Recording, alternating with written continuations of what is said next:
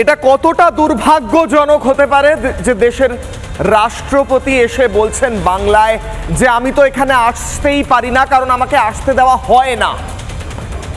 बहन ममता बनर्जी বলছেন, बहन ममता আমার বোন, তিনি বলছেন मैं बंगाल की बेटी हूं, আমি বাংলার মেয়ে। দেশের রাষ্ট্রপতি, আবারও মনে করাচ্ছি, দেশের সর্বোচ্চ পদ, দেশের সমস্ত বাহিনীর মাথায় যিনি বসে আছেন, সমস্ত ইনস্টিটিউশনের মাথায় যিনি বসে আছেন, তিনি বলছেন বাংলায় আমায় আসতে দেওয়া হয় না। আমার বোন মমতা হয়তো আমাকে পছন্দ করেন না। এই বাংলা কি দেশের বাইরে?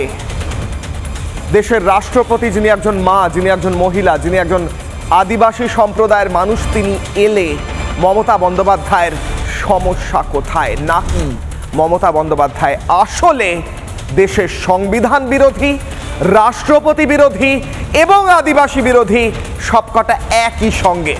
কি বলেছেন দেশের রাষ্ট্রপতি আরও একবার শোনাচ্ছি, তার কারণ হচ্ছে এটা শোনা, প্রত্যেকটা শব্দ শোনা অত্যন্ত জরুরি, কারণ ওই চেয়ারটা গুরুত্বপূর্ণ, হয়তো মুখ্যমন্ত্রী বুঝতে পারছেন না। শুনুন। लेकिन मैं भी बंगाल का ही बेटी हूँ।